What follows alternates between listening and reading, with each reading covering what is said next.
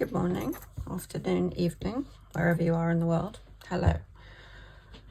So today's session is really, it's about those things that wake us up in the middle of the night, those fears and those worries about if we die, what will happen to our kids.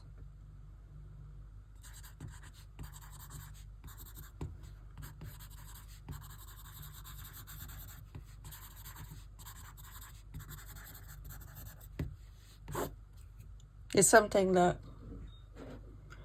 as a single parent to 3 children, it really did wake me up in the middle of the night.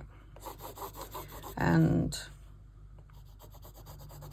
stupid things would come up. Stupid things.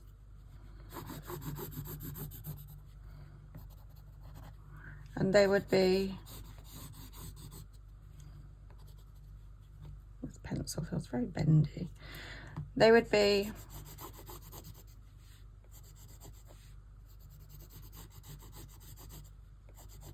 things like the amount of junk we've got in the house. Who would clear that junk? Who would be there to empty those drawers and get rid of all that stuff? Because we've been living here for what would have been 7 years at the time. And I hate going to the tip. And I have loads of stuff I just don't know what to do with. And so it's really pragmatic. Because I don't want to leave that rubbish for the people that I love. And it sounds really depressing, but actually, it was a way of taking a weight off my shoulders if I were to just be with those thoughts and those feelings. And I wanted the kids to kind of have a better relationship with their dad as well. But that didn't seem to be happening. And so it was like, if I go, they're going to have no one. And so it made me really strong in terms of it can't happen. It cannot happen. I can't leave my kids. And I know beautiful people, wonderful parents who've died of cancer, leaving their kids. And it's just the most heartbreaking thing. And so this is kind of dedicated to them. There are so many beautiful souls out there who didn't make it in this body, in this life, for as long as their loved ones would have hoped for them to do. And for me, it was never, actually, let's just breathe, because it's a really heavy subject. And I don't want it to be maudling. I want it to be positive. I want it to teach people who are floundering, who are lost and need some direction. So let's just take some deep breaths.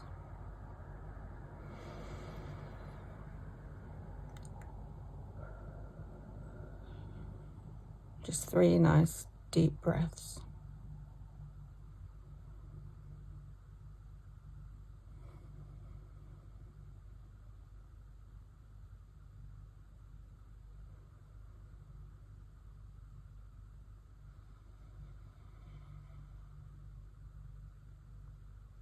Because what doing that does is bring us back into the sympathetic, always confuses me, into the more chill mode, let's put it that way. And from there we have a better view of life. It's not led by our thinking so much as our wisdom, and that's the place that this is aimed at getting everyone, because that's the place where magic happens. And I don't say that lightly, I mean that. Oh God, this is awful. It's very, very hard. Feels like it's an 8B, so it should be really soft, but it really is not. So grab your pen and pencil, whatever you've got to hand, and just doodle along with me and let whatever's going to come out, come out. It's just another way of offloading. It's just another way of relaxing and stepping out of all this bullshit that keeps us locked into fear. One of the biggest gauges I had, like halfway along my cancer journey, was, am I coming from a place of fear, or am I coming from a place of love? Because when it was from a place of fear, that's when I'd be buying all the extra supplements, be reining in my diet, and doing everything by the book. Whereas when I was coming from a place of love, I knew all that didn't matter. I mean, it does matter to a large extent, because we function better when we have, you know, good nutrition, make time for ourselves. All of that is helpful, but it's not helpful to obsess over that. You know, the biggest part of my healing journey was letting go of a lot of stuff, and that stuff was that need for control, thinking that I needed to do it all by myself. And so when I'd wake up in the middle of the night wondering who was gonna empty my drawers for me when I'd gone and left this human bodysuit, it really did upset me, because my dad's getting on. The last thing I want him to do is have to go through all my rubbish. But then also I knew that my kids would go a bit bonkers if stuff just started getting thrown away.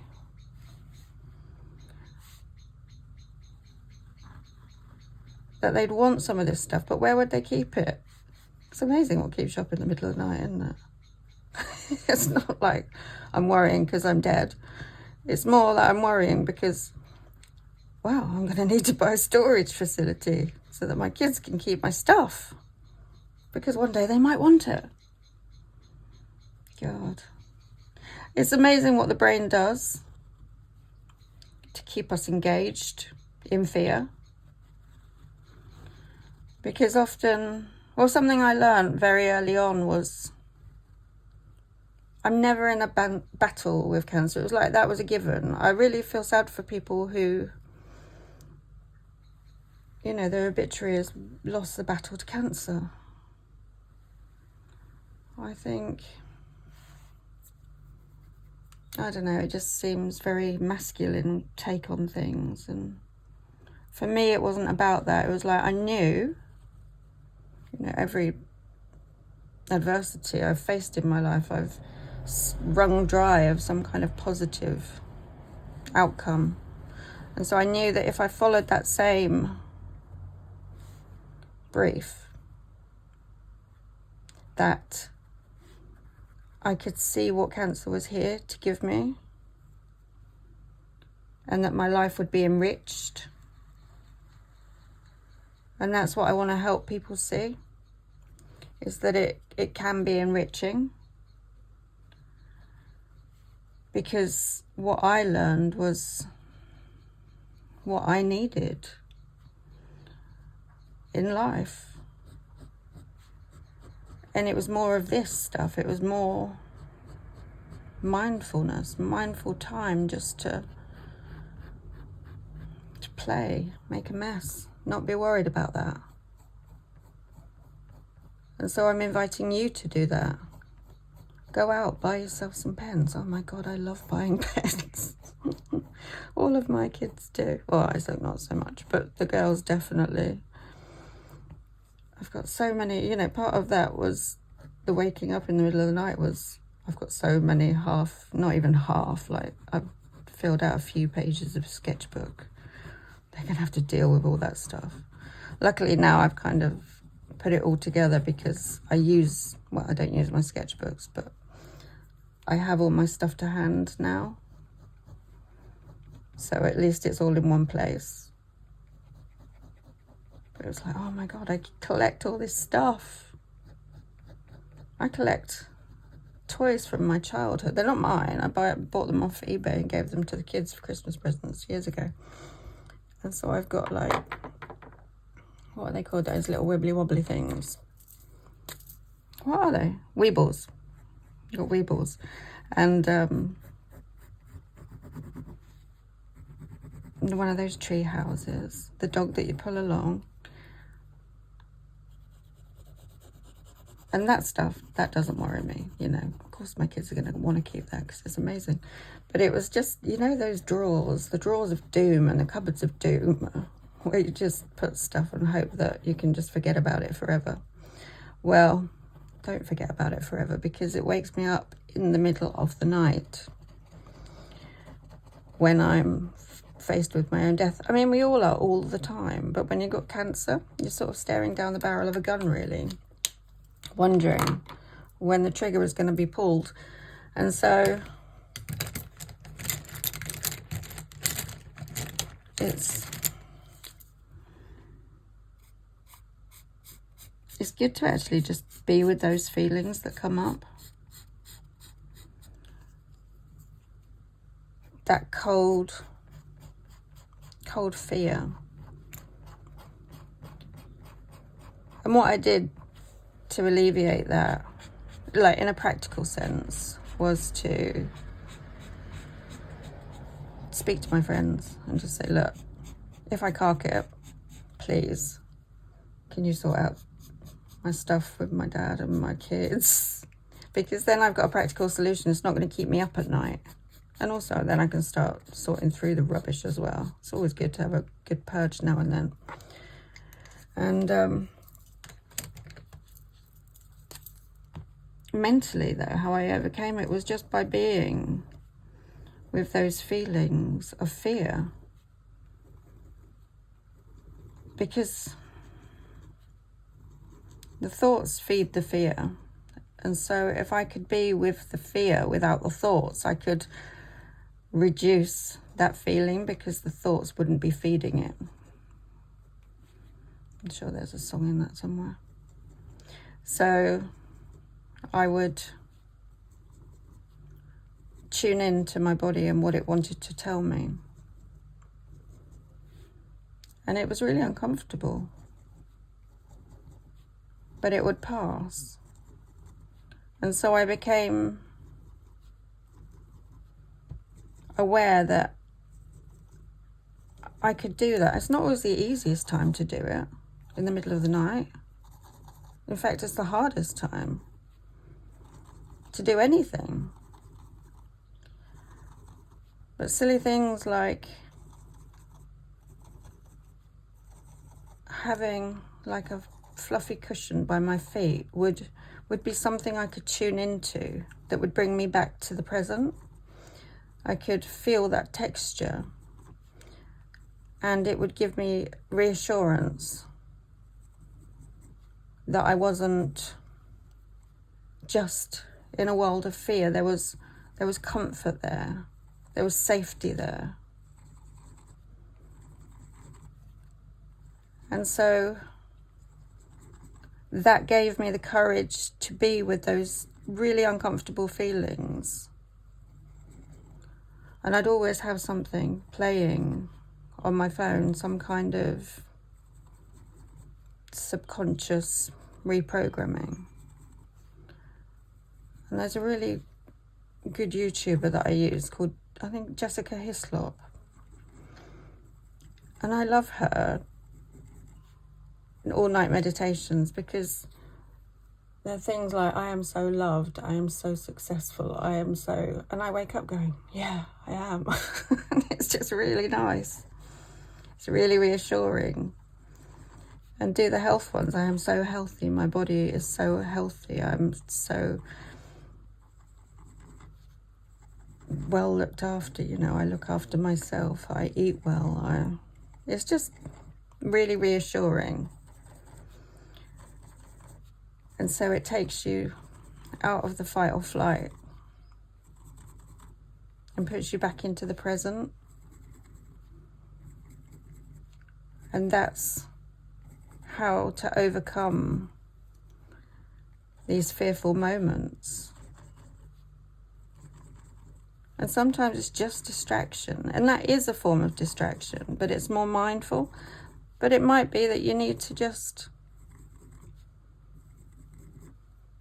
get up earlier than usual, move around, watch some crap telly.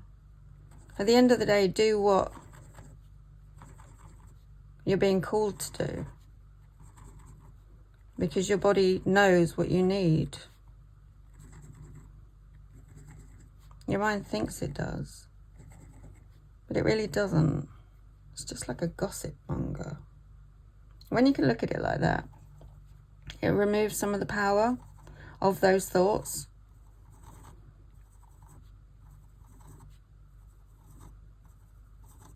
You know, healing comes when we're in a state of flow, not in a state of resistance. And so my mantra automatically, naturally, without even knowing this stuff, became the path of least resistance. And even if that meant eating a load of rubbish for dinner that night because I couldn't be bothered to cook, it was like the path of least resistance. What's going to cause me more resistance right now? Spending an hour cooking or eating something pleasurable and quick? And so I would do what I felt like doing rather than, you know, what everyone was telling me I needed to do. Because cancer is such an individual prescription, it's not, there is no one size fits all by any means. It's literally by following that guidance that you have automatically, naturally, and we're so gifted to have it. But unfortunately, it takes cancer often to bring it out, or some kind of catastrophic event in our lives. And so if we can tune into it and stay true to it, what we'll find is our life becomes infinitely better because we're following our heart's guidance. And we all know that it's there. You know, it might sound a bit kind of new agey, but it's not. We all know that we have that voice, that guidance. But it's just not something talked about in mainstream healing, in mainstream culture actually. It's becoming more so. It's your intuition. And so for me, the biggest part of healing was letting go of all that stuff that caused resistance. Meditating so that I could feel the energy moving around my body. Because for years it had been stuck. I remember doing 10-day silent meditation when I was about 25 in Australia when I was traveling. And I just couldn't. On day 10, you get to the part where you can let the energy flow freely around your body. I think you're supposed to be doing that most of the time, actually. But I just couldn't, because it didn't flow freely. But once I started tuning in, letting go of old beliefs, allowing that intuition to take over, I found that flow again. And being in that flow is really pleasurable, more pleasurable than any drug. Because it's what we're supposed to be doing, it's where we're supposed to be. We spend our lives resisting that because we think we need to follow what our mind is constantly telling us. But we don't. We need to tune into something bigger than ourselves and allow that guidance to guide us.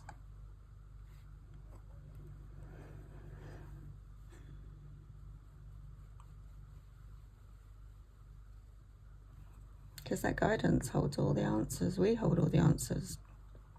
We just have to switch off the fear and tune into the love. And this is what this is all designed for. These drawing workshops aren't about sit and watching me draw. It's about getting your mental level to a space where you come from a different perspective. You start trusting life more. You start letting go of those little worries like, who's going to empty my drawers when I'm dead? And you start thinking, how am I going to live my life in the best way today? What might that look like? It's reacquainting ourselves with ourselves. Especially as parents, you know, we give so much of our life around our kids.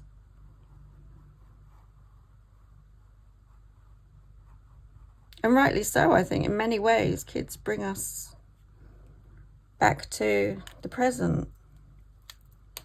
But also, what I find is that as parents, we don't see that because we're too busy being in our own heads. So we ignore the wisdom that kids have to share with us.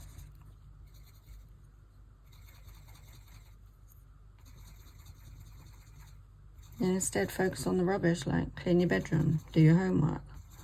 Rather than what game should we play today, or what game can I watch you play, because I can't be asked to move. But, you know, it's like tapping in. Kids have that natural innate ability. We drive it out of them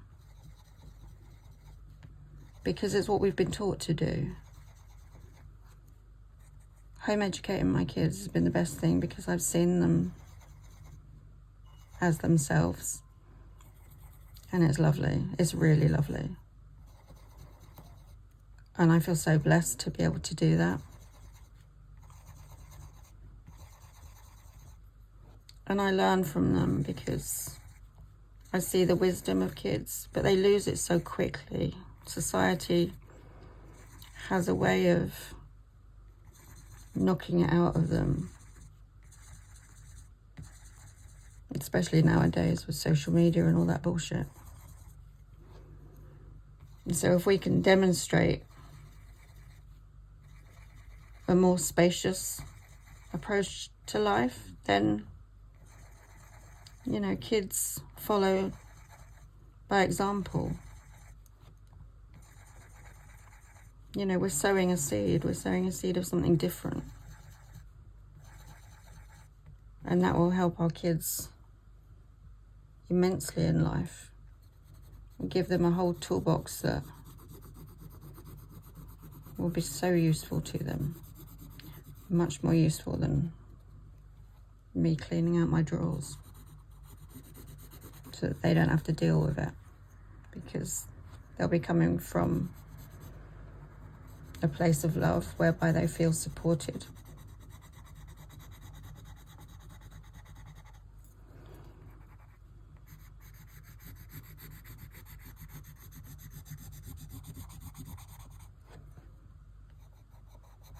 You know, we are infinitely wise beings. So why not take advantage of that and learn from it and actually enjoy our lives rather than towing the line, doing what we think we should, do what we know we should, because it's a knowing, it's not a thinking, it's a knowing.